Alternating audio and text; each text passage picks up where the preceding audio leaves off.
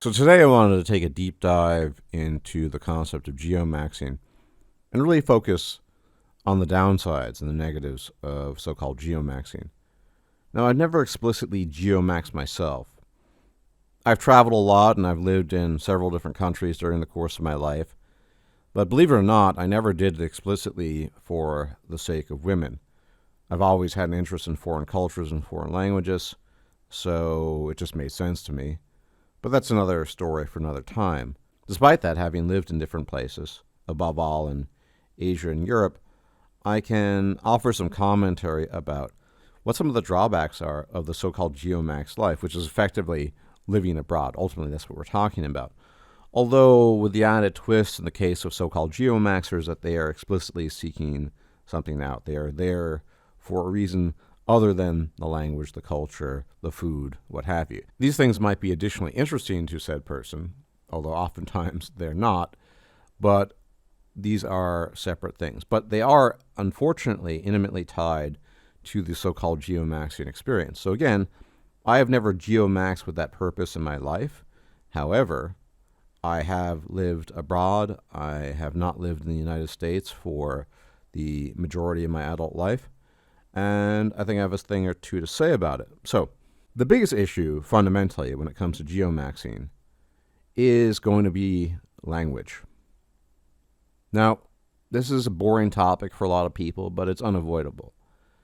Now, you can get along and get by with English these days. It's pretty easy. Everyone speaks it on some basic level, and maybe you're the type of guy that's fine with that. Just communicating on a basic level with the locals, getting what you need and want, doing your groceries, whatever, and sort of bullying your way through the day with English. That's possible and especially very common as a tourist, happens all the time. But let's say you make a decision, you really want to spend a lot of time in the place, settle down. If you're geomaxing, you're doing it for the purposes of female kind, so you might want to shack up with a female, you might want to get to know her, maybe even her family if you're really interested in the whole marriage thing, which I wouldn't personally recommend, but that's your business.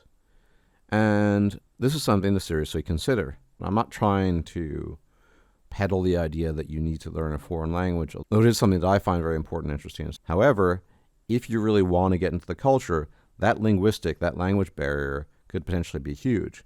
Now, it is going to vary depending on where you are. If you decide to geomax in Latin America, well, Spanish is not an easy language. A lot of people think it is.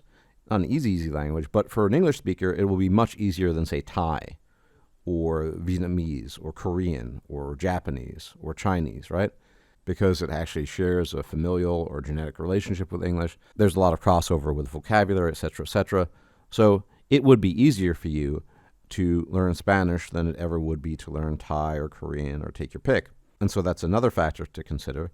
That said, learning any foreign language, no matter how quote-unquote easy it is, to an extremely good level of great depth where you can really communicate all the things you want to say and all the things you feel is no small feat. It takes years, and I do mean years, of dedication, interest, and pursuit.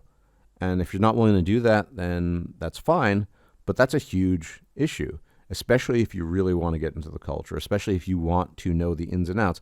And by that I mean, it's not just getting into the culture for the sake of appreciation. You might think, well, I don't really care very much about Thai culture or Peruvian culture or whatever.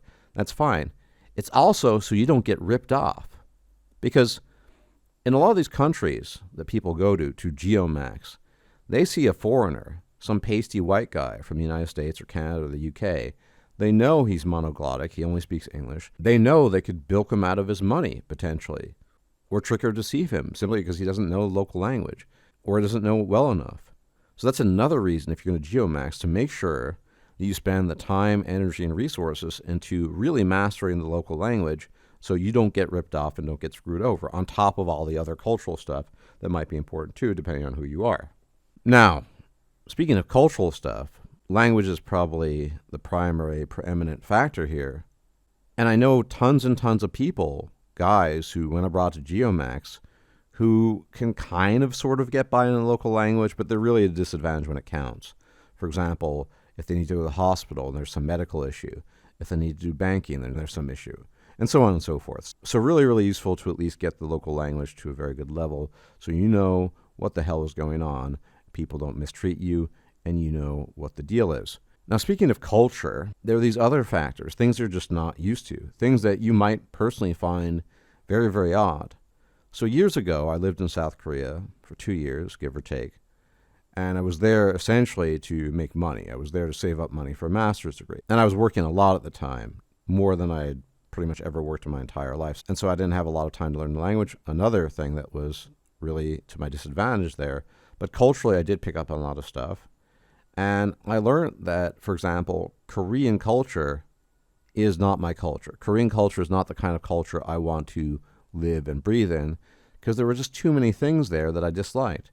So, for example, the conformity issue, the collectivist issue, the fact that they just expect you to conform to whatever they say, especially if it comes from a superior. Just like in Japan, Korea has a drinking culture.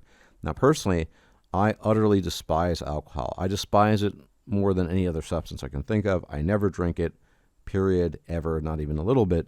But that was not something that would fly with the Koreans. And so in true Korean fashion, because I'll get into that a bit, I had to make up elaborate lies as to why I couldn't drink. And I told them I had a potentially life-threatening allergy to alcohol. That's not true. I don't like it, and it's not good for my health. I don't think it's good for anyone's health, but I won't die, I don't think, if I consume alcohol. But I told them that because that was the only way to get them off my back. Whereas in a Western environment, I could just say, I'm just not into alcohol. And most people would think, okay, that's cool, as long as he doesn't tell us not to drink, right? And I don't tell people what to do. But that wasn't the case. The different idea of respect that Koreans have. Respect isn't about genuinely feeling a sense of appreciation for the other person and according them that sense of appreciation. It is much more about, this guy is older or he's more experienced, so you need to bow down to him. Things like that. Now, I'm only offering these examples because the Korean experience is probably the experience that was most radical for me, even though I've traveled to other places. That was the only place in Asia that I actually lived for an extended period of time. Apart from that, I've spent most of my time in Europe, admittedly. That said, there are going to be a host of other experiences that are really weird and strange that you're going to have to get used to in whatever country you decide to settle down in. And you might not like it. You might not enjoy it. And then you have to do the cost-benefit analysis and say to yourself, well, is it worth going through the rigmarole and all the BS of having to deal with these cultural artifacts that I can't stand, or is it not? All right? The idea of geomaxing, fundamentally, is predicated really only on finding a quote-unquote partner, some sort of female that will stick with you and be loyal to you, etc., etc. It doesn't take into account all the other factors that can lead to your ruination. And all the things I've already mentioned are related to each other. So, for example, if you don't like the local culture, despite wanting to quote-unquote geomax, you're going to be less inclined to want to learn the language. And if you're less inclined to learn the language, you're going to know less and less about the culture, so you're not going to know the rules of etiquette and how you should behave. These are things that people don't think about, especially if you spent most of your life in one country, such as the United States, the UK, or Canada. Things are done a certain way, and in Europe even there are differences, although the differences are often a lot more subtle. But in places like Thailand, Vietnam, Korea, they're often quite different. And in a place like Latin America, they can be reasonably different. And these are all things that you have to bear in mind before you decide to head out into the blue yonder and just geomax because you think that's your best option. And the final point I want to make with respect to this is pretty simple. It would behoove you enormously to learn the culture and the language of these places, precisely because if you're there to geomax, you better make damn hell sure that you're not bringing your girlfriend / future wife back to your old Anglophone country. Everyone by now should know what happens when you meet your Thai or Vietnamese wife and then bring them back to, for example, the United States or Canada or the UK or Australia. Everyone knows what happens. The risk of divorce increases immensely. The stability that you used to know in that respective country will be gone. And so if you geomax and decide you want to settle down with a woman from that respective community, culture, ethnicity, or whatever, then you need to brace yourself and prepare yourself for the fact that you're going to have to stay there. If you bring them back, there will be problems. I never forget to tell this story about a guy I knew eons ago on YouTube, 12, 13, 14, 15 years ago, guy from California who saw the writing on the wall. He went to the Philippines, found some local Filipina, learned Tagalog, which is the local language, moved to some small city slash large town in the boonies of the Philippines and never left. He even knew what the deal was. He knew that he had to really get into the culture, etc., learn the language, and he also knew that he didn't dare take his wife back to California, where he was originally from. And so all these things tie into each other, and it should give you either pause or food for thought before you decide to geomax. If all you're there to do is to have some fun, I guess a lot of this stuff doesn't apply. But even then, you don't want to get ripped off at the local level. So knowing what's going on vis-a-vis the language can be quite important. But if you're looking for some long-term prospect, like a lot of people are, frankly speaking, a lot of guys are looking for something long-term they can rely on, then you better brace yourself, which kind of leads to a final point here. Let's say you do meet some woman from the local culture, ethnicity, place, whatever. There will be cultural differences there and linguistic barriers that you're going to struggle with. Now, maybe it doesn't matter to you that you can't really communicate what you want to say exactly to your wife because she won't understand you and vice versa. But that can be a factor. And that's yet another reason to learn the language well, because otherwise you might miss cues.